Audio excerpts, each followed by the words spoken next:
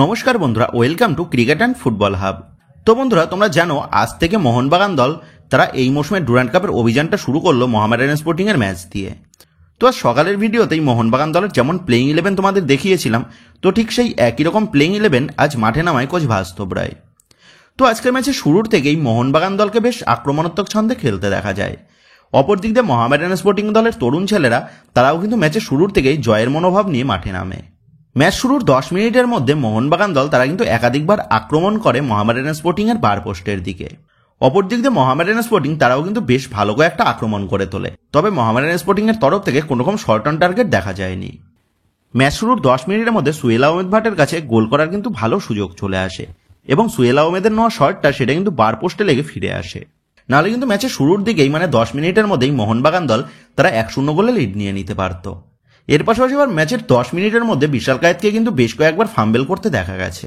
এরপর ম্যাচের 21 মিনিটের মাথায় ফ্রি কিক পায় মোহনবাগান এবং মোহনবাগান দলের ফ্রি কিক ম্যাজিশিয়ান তথা সেই লিস্টন কোলাসো সে কিন্তু ফ্রি কিক থেকে দুর্দান্ত একটা গোল তুলে আনে, যার ফলে ম্যাচের 22 মিনিটের মাথায় 1-0 গোলে লিড পেয়ে যায় মোহনবাগান।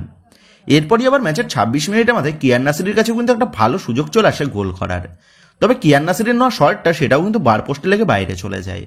এর পাশাপাশি ম্যাচের 36 মিনিটের মাথায় অনুরুদ্ধ থাপার কাছেও কিন্তু একটা গোল্ডেন সুযোগ চলে আসে গোল করার, কিন্তু থাপা সে শটটা একদম বাইরে মেরে দেয়। নাহলে আজকের ম্যাচের প্রথমার্ধে মোহনবাগান অন্তত 3 থেকে 4 গোলে কিন্তু লিড নিয়ে নিতে পারত। তো এইভাবেই আজকের ম্যাচের প্রথমার্ধে 63% বল পজিশন রেখে মোহনবাগান দল তারা 1-0 গোলে লিড নিয়ে ড্রেসিং রুমে ফেরে। তো আজকের প্রথমার্ধে মোহনবাগান দল তারা মোট 7টা শট নেয়, যার মধ্যে 2টো কিন্তু শর্ট অন টার্গেট ছিল। অপরদিক দিয়ে মোহামেডান স্পোর্টিং এর তরফ থেকে ফার্স্ট 45 মিনিটে কোনো রকম শর্ট বা শর্ট অন টার্গেট আমরা দেখতে পাইনি। তবে আশ্চর্যজনক বিষয় হচ্ছে প্রথমার্ধে মোহনবাগান দলের মিডফিল্ডার আপুইয়া সে কিন্তু রেড কার্ড কনসিড করে, আর তার রেড কার্ড কনসিড করার কারণটা হচ্ছে সে ঝামেলায় জড়িয়ে পড়ার জন্য। তো আপুইয়ার রেড কার্ডটা নিয়ে একটা বিতর্কের সৃষ্টি হলেও আপুইয়ার রেড কার্ডটা কিন্তু আমার মতে ন্যায্য ছিল, কারণ এই একই রকমের ঝামেলা কিন্তু আপুইয়ার কাছ থেকে 2বার করতে দেখা যায়। তো সেই কারণেই আপুইয়াকে কিন্তু রেড কার্ড দিয়ে মাঠের বাইরে পাঠিয়ে দেয় ম্যাচ রেফারি। তো যাই হোক, প্রথমার্ধে 1-0 গোলে এগিয়ে থেকে দ্বিতীয়ার্ধে শুরুর থেকেই মোহনবাগান দল তারা আরও বেশি গোলে লিড নেওয়ার জন্য মোহামেডান স্পোর্টিং এর বার পোস্টের দিকে আক্রমণের ঝড় তোলে। অপরদিক দিয়ে মোহামেডান স্পোর্টিং তারাও 10 জনের মোহনবাগানের বিরুদ্ধে গোলের সমতা ফেরানোর জন্য তাদের দিক থেকেও কিন্তু আক্রমণ করতে দেখা যায়। ম্যাচের 49 মিনিটের মাথায় মোহামেডান স্পোর্টিং এর লালের তরফ থেকে একটা ভালো শট নেওয়া হয় মোহনবাগানের বার পোস্টের দিকে, আর লালের নেওয়া ওই শটটা বিশাল কায়েত পাঞ্চ আউট করে দেয়। তবে ফিরতি বলেই অ্যাসলে সে কিন্তু মোহনবাগানের জালে বল জড়িয়ে দেয়, যার ফলে দ্বিতীয়ার্ধের একদম শুরুর দিকেই গোলে সমতায় ফেরায় মোহামেডান স্পোর্টিং। এরপরই আবার ম্যাচের 62 মিনিটের মাথায় লিস্টন কোলাসোর দুর্দান্ত একটা কাটব্যাক থেকে মোহামেডান স্পোর্টিং এর জালে বল জড়িয়ে দেয় সুহেল আহমেদ ভাট, যার ফলে আরও একবার 2-1 গোলে লিড নিয়ে নেয় মোহনবাগান। এরপরই আবার 65 মিনিটের মাথায় কিয়ান নাসিরের পাশ থেকে সুহেলের কাছে গোল করার আরও একটা সুযোগ চলে আসে, তবে গোল করাটা সম্ভব হয়নি সুহেলের তরফ থেকে।